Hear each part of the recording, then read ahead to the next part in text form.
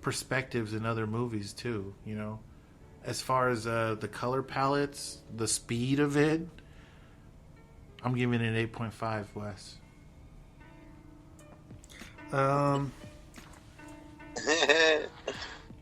This one I think is a hard 8 for me. Okay. Yeah, just based on personal preference, and also I'll say I can understand for the people who might not dig this film, or it might not be for them, you know, their cup of tea. It's a very gross film. Mm-hmm. That's what I've heard, like on the internet. People say it's gross. It's a little, might be a little just too real for people, where they don't, you know what I mean? Some people, they want their shit very polished, you know? Yeah. And that's what, you know, going back to what I said in my write-up, how, like, the Requiem for a Dream, where you're staring at Jared Leto, and you know what I mean? Or Jennifer Connelly, and you know, as good as those movies are... What did you say? It beautifies or glorifies? Romanticizes it. Yeah, there you go. You know, drug use. And as good as those movies are, sometimes it's just... I felt like, even though, of course, I think we all collectively here think that Brittany Murphy was a very beautiful woman. Mm-hmm. You know what I mean? They try to make her as trashy as possible. Yeah, but there's still just keeping something. her. Yeah, there's still something different. It's hard to do that to Brittany Murphy, dude. Mm-hmm. You can throw trash on her; she's still hot. Mm-hmm. You can make her a meth head, and she's still hot. But no, I get it, dude. Like, and especially like you said, it was an underdog film for Mickey Rourke. Which, I mean, anybody, if I were to say, yeah, you know, reference his work, I would definitely put SPUN in there, you know, for sure. That would be one for the books. But you give it an 8, I give it 8.5, Tiny gives it a 7.5. That's pretty good, man. We should start doing our own Rotten Tomato scores. Swampfag. There's a lot. Yeah. All right. So the original cut of the film was 3.5 hours long. Whoa. What is it now? Like an hour and 40 minutes, right? 47. So it's like almost half. Mm-hmm. Like, what was in there? I wish we could see. Maybe more scenarios of them fucking around or some shit. Yeah. Like stories about them. That's a long ass movie. Like the crystal stories, where he's talking about like, no, fuck those crystals, man. It's like, oh no, you just got lucky. It had nothing to do with the crystals. Yeah, no, your friend fucked him first, and the crabs jumped onto her bush. You just got sloppy seconds. So you should be happy. And she's all like, in amazement because it's fucking true. You don't need a fucking crystal. You need a fucking doctor. One time I was in the city. All right, so the wrestling videos that the cook is watching throughout the film, or that you see throughout the film, even at the end, in Eric, when he meets up with Eric Roberts. Yeah, because he's watching wrestling too. Yeah, it's the ICP wrestling. Oh, the whole time? Uh-huh. Wow, no way. Mm-hmm. I wonder if the director paid a homage to them or something, or like he probably them. know. Yeah, they probably know each other. Because I know the metal band who we were trying to figure out who it is, and I still can't remember their name. But the band that Frisbee's watching when he's eating his gross ass Salisbury steak and TV chocolate milk. TV dinner combo. Gross, so gross. But when he's watching the death metal, they were given the rights to use that video and that song by the band on the condition that Jonas Akerlund, the director, would direct their next video for them. Oh, that's pretty. Because he was at the time a drummer for a death metal band himself. Too. Oh, I didn't know that. Mm-hmm. That's cool. Yep. That's a good trade. It's all connected, right? It's crazy. That would be a pretty cool trade-off. Like, yeah, if you use my music, you have to do our music video. Some Mina Savari swan fact. So she actually had to have her teeth professionally cleaned because they used resin on her teeth to make them appear black, super grimy and rotten. Like coal. Mm-hmm. Charcoal. Yeah, so they use resin for that effect, for that, basically. When you say resin, is it like that clear, you know, the stuff that you mold? I see what you're saying. Yeah, okay. Like marijuana resin, dude. Like a sealant. Yes. Yeah. Yeah, because their teeth were way fucked up, dude. Mm-hmm. More than anybody's. Yeah, because of freebasing. Except for Mickey Rourke when he pulls out his front veneers. Because he has no teeth. Yeah. It's fucking crazy. Yeah, so Mina Suvari. The film actually has an incredible amount of cuts, as we discussed, throughout it. I think there's like something like 7,000 different cuts. Oh, yeah, which is a record. What? Yeah, that's ridiculous, dude.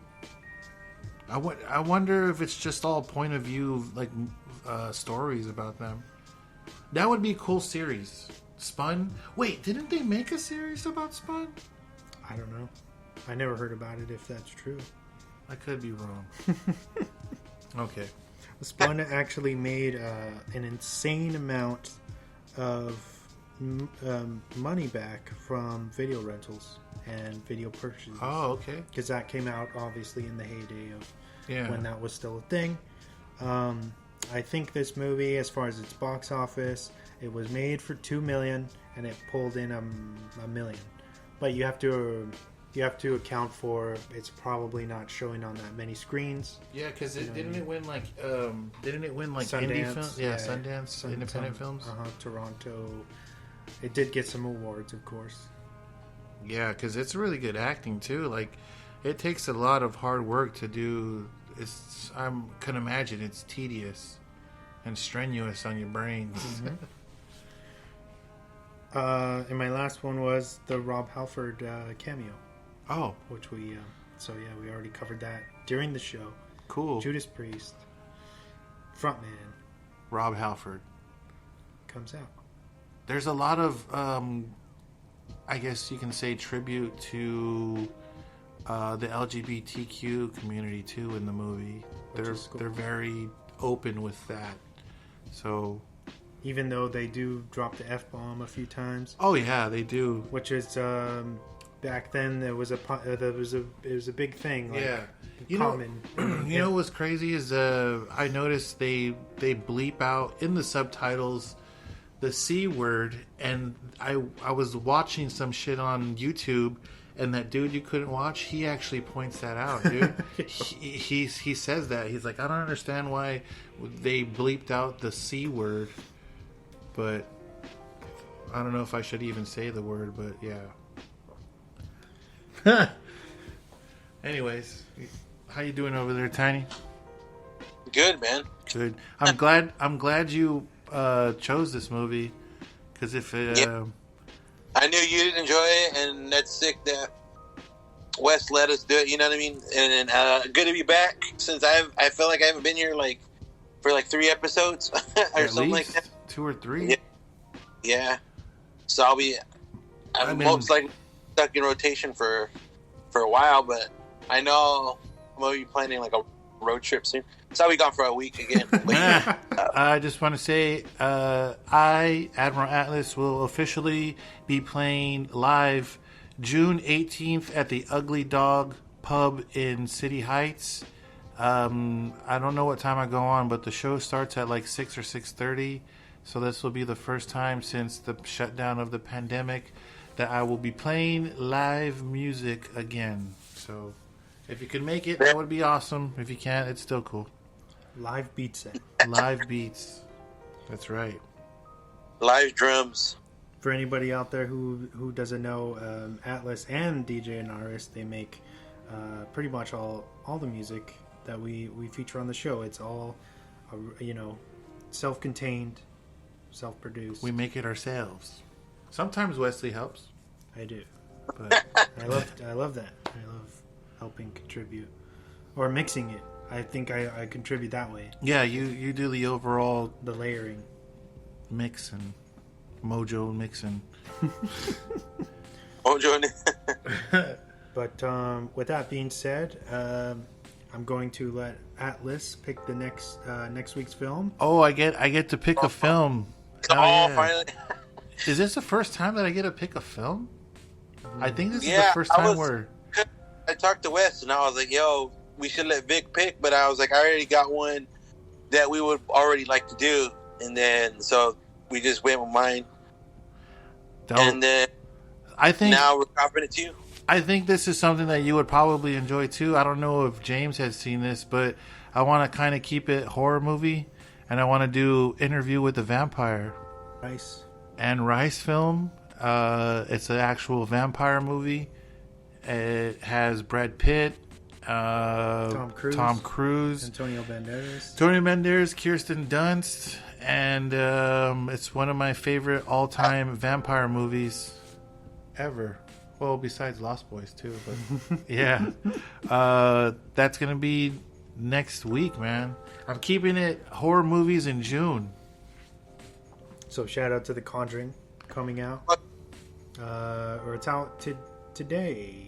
The new Conjuring movie? Yeah, it comes out Thursday. Today's Thursday, correct? Correct. Yeah, so it's already out for consumption. Awesome. Go check it out. Where, actually, do you know if Interview with the Vampire is on any streaming service right now? It is free on Tubi, That's sir. right.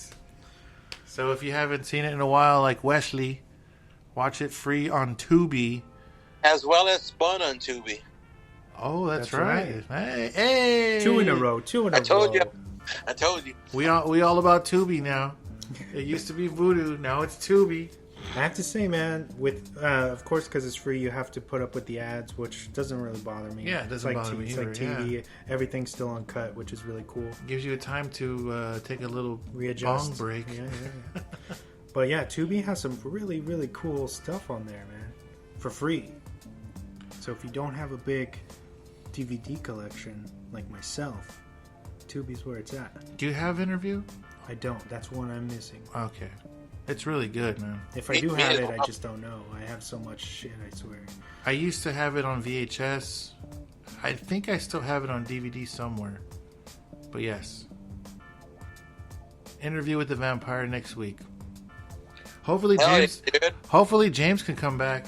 That would be cool. I think he'll be back for that. I don't know if you've seen that movie, but I'm pretty sure he's seen Interview with the Vampire. Yeah. I will put money down that he's Christian Slater too. I forgot about that. Oh, that's right. Forgot, dude. Mr. Robot. Hell yeah. So who's gonna drop that question on me? I'm gonna have to take the liberty. Oh shit! Hey Wesley, if where can these people find our podcast?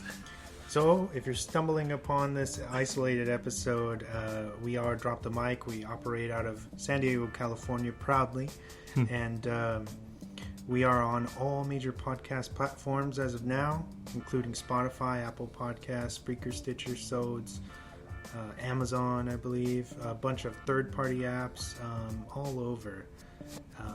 So check us out if you haven't.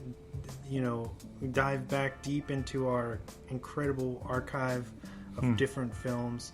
There's gonna be something for you for sure. I would guarantee it. We talk about all different genres, all different types. Have so much pop culture news, recommendations that we've done over the years. It's already been 4 years of doing this every single week. Mm-hmm. Even more, sometimes twice a week. Yeah, sometimes, we're crazy, like to kill ourselves, I guess, with the editing and strenuous activities. But I love doing the podcast. I love that I've been able to attain you guys as a crew for so long. Keep the music consistent, It's been a blast to keep that consistency going, because a lot of people, especially with podcasts, they fall off, things happen. And we've been one of the lucky ones to keep it going, you know what I mean? And I feel like our sound, in my opinion, is pretty okay. Mm-hmm. The quality of the show, I would assume, and we work hard to do this, and we do it for your consumption, Yep. So, and you guys have a Instagram too, right? We do an Instagram handle. It's _podcast. We post, frequently on there. Me and James are attached to that account together. So If you want to hit us up, DM us if you have something you want